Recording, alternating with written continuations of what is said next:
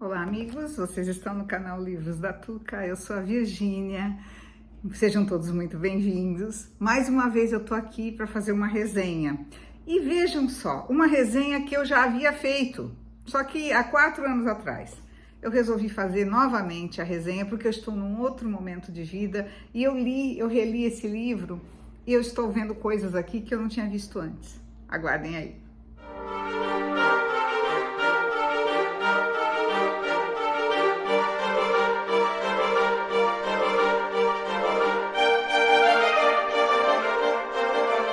Gente, esse livro, vocês conhecem Walter Ugumãe, Mãe, é um livro cheio de prosa poética, que você tem que saber ler nas entrelinhas, que você tem que transportar aquilo que você está lendo para a vida real, né? Esse livro trata da velhice. Começa com o senhor Silva, um barbeiro aposentado que perde a esposa. E ele tem só um casal de filhos, o filho mora na Grécia, está distante da família, nem no funeral da mãe ele aparece. E a filha, como trabalha, tem filhos e tal, ela acha por bem colocar o pai numa casa de repouso. Fato muito criticado por aqueles que não passaram por isso. Eu passei por isso. Eu sei o quanto dói para a filha fazer algo assim. Dói mais na filha do que na pessoa, tenho certeza. No meu caso, eu fui obrigada, porque foi durante a pandemia, eu não tinha ninguém para me ajudar.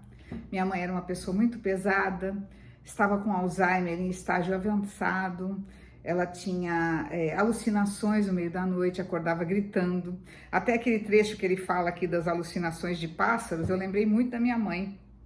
A minha mãe, ela dizia que tinha um homem tentando entrar em casa. Quando ela estava comigo no carro, ela dizia, para o carro, ele vai assaltar a gente. Era assim, sabe? E eu falava, mãe, não tem ninguém aqui do lado de fora. Mas enfim, são detalhes. Eu sofri muito. E só quem passa sabe o que é isso. Eu fui obrigada porque era pandemia, eu não tinha como ficar sozinha com ela. Precisava trabalhar, embora de home office. No início eu tentei ficar, depois ela começou a ter problemas de coração, a inchaço, chegou a verter água pelas pernas, de tanto inchado que ela ficou, precisei interná-la, não teve jeito, ela foi direto para a UTI. E depois acabou indo para a casa de repouso porque ela saiu de lá, ela já não andava, ela se alimentava daquele jeito, sabe, pelo nariz, tive que comprar aquela alimentação especial, foi muito triste, gente, muito triste, mas não era isso que eu queria contar, vou contar sobre a história do seu Silva. Resultado, ele é internado e ele fica revoltadíssimo com isso, porque ele era um homem lúcido, diferentemente do que aconteceu com a minha mãe. Minha mãe não estava lúcida. Minha mãe, de vez em quando, ela tinha momentos de lucidez, mas eram raros.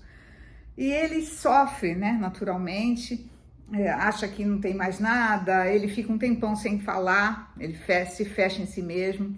Mas depois, aos poucos, ele vai fazendo amizade com os outros velhinhos, com as velhinhas. Ele começa a ver que o problema dele é desse tamanhinho. Sabe que nem a gente, quando fala que o problema é enorme e não olha para os lados? É isso. E ele se torna ali, para ele, uma família, a convivência com os demais. E é um local bem grande, porque parece que cabiam 90 pessoas. Então era enorme. E ali ele vai vendo, pouco a pouco, cada um vai adoecendo de uma forma, e vão partindo, e vão colocando outras pessoas no lugar, aquela coisa, aquela rotina de um local como esse. Mas o que mais o faz se sentir vivo novamente, se sentir bem, é quando ele faz amizade com um velhinho chamado Esteves. Ele já está perto de completar os 100 anos, e, para surpresa dele, ele diz que ele é o Esteves do poema Tabacaria, de Fernando Pessoa, ou melhor, Álvaro de Campos, com heterônimo Álvaro de Campos.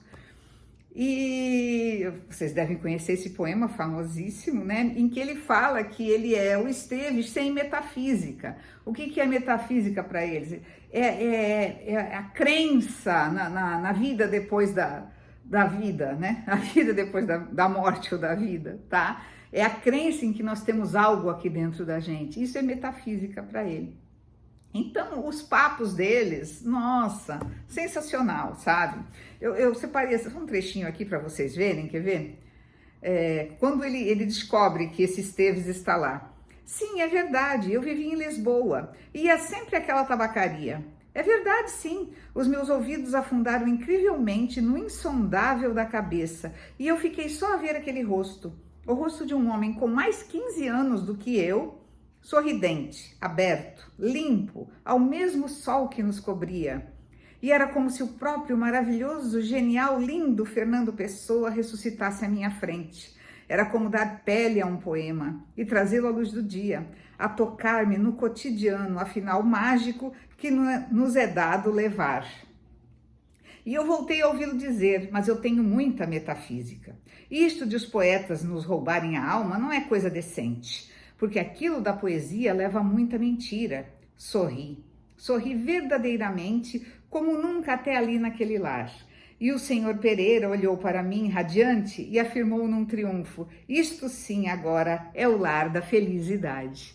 A partir daí, ele começou a se sentir feliz, sabe? Ele tinha várias conversas com os velhinhos, eles tiravam...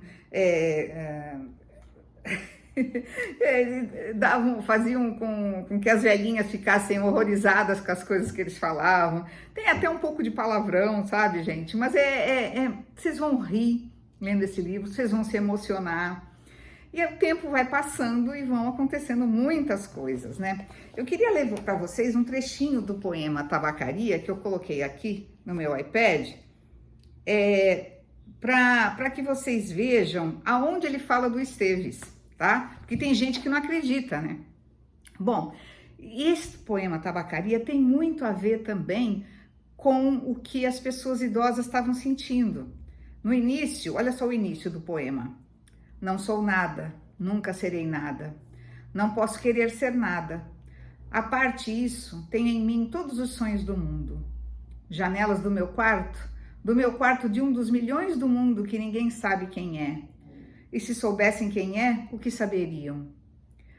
Dais para o mistério de uma rua cruzada constantemente por gente, para uma rua inacessível a todos os pensamentos, real, impossivelmente real, certa, desconhecidamente certa, com o mistério das coisas por baixo das pedras e dos seres, com a morte a pôr umidade nas paredes e cabelos brancos nos homens, com o destino a conduzir a carroça de tudo pela estrada de nada.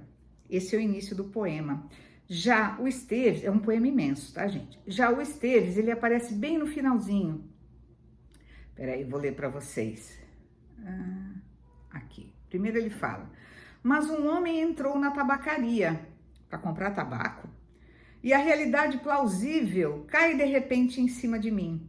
Semi-ergo-me enérgico, convencido, humano, e vou tensionar escrever estes versos em que digo o contrário.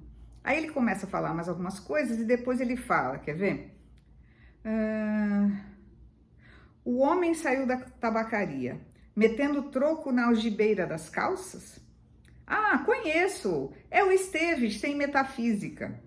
O dono da tabacaria chegou à porta. Como por um instinto divino, o Esteves voltou-se e viu-me. Acenou-me adeus, gritei-lhe: adeus, ó Esteves! E o universo reconstruiu-se-me sem ideal nem esperança. E o dono da tabacaria sorriu. É o final do poema, tá?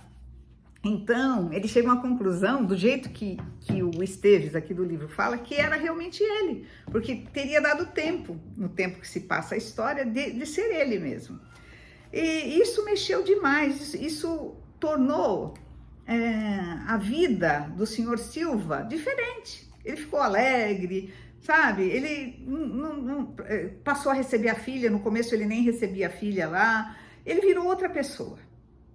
Fez muito bem a ele, é isso que eu quero dizer. Talvez o que o Walter Hugo Mãe quis dizer com isso tudo é que a literatura, ela pode nos elevar, né? Fazer com que a gente não fique mais depressivo. É um modo de você encarar a vida com alegria, sempre aprendendo, sabe? Essa é a ideia. Ai, gente, o livro é maravilhoso. Ele perturba, sim, principalmente quem já passou por essas situações, mas ao mesmo tempo ele faz a gente rir, sabe? E o final é sensacional. Ah, por que A Máquina de Fazer Espanhóis?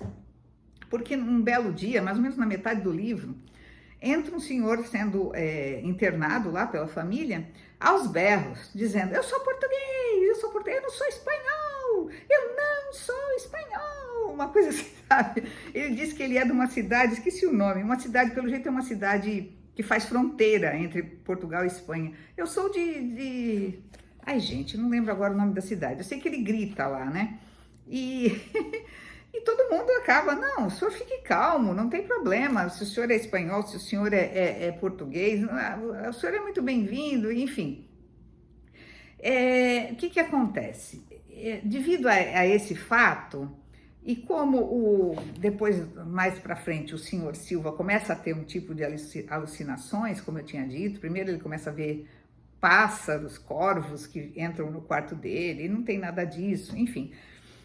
Eu acredito que seja também uma alucinação. Ele começa, mas não é só dele, porque outros comentam que existe uma máquina lá no Lar Felicidade que transforma os portugueses em espanhóis. Uma coisa, enfim, muito engraçada. Até que acontece com o doutor Silva, com o senhor Silva isso. No meio da noite ele vê enfermeiros, enfermeiras entrarem, entubarem ele, colocarem fios, soro, e ele acha que ele está na máquina de fazer espanhóis, ele acha que ele vai se tornar espanhol, e ele esperneia que ele não quer, e coisas assim, sabe? Então tem esse lado meio de realismo mágico, digamos assim, no livro também. Sensacional, gente, uma leitura imperdível, tá? Ganhador de vários prêmios. Walter Hugo Mãe está sempre de parabéns. Era isso que eu queria, para complementar aquela resenha que eu fiz lá atrás, eu queria fazer essa, tá? Eu não ia ficar tranquila se eu não fizesse uma resenha nova.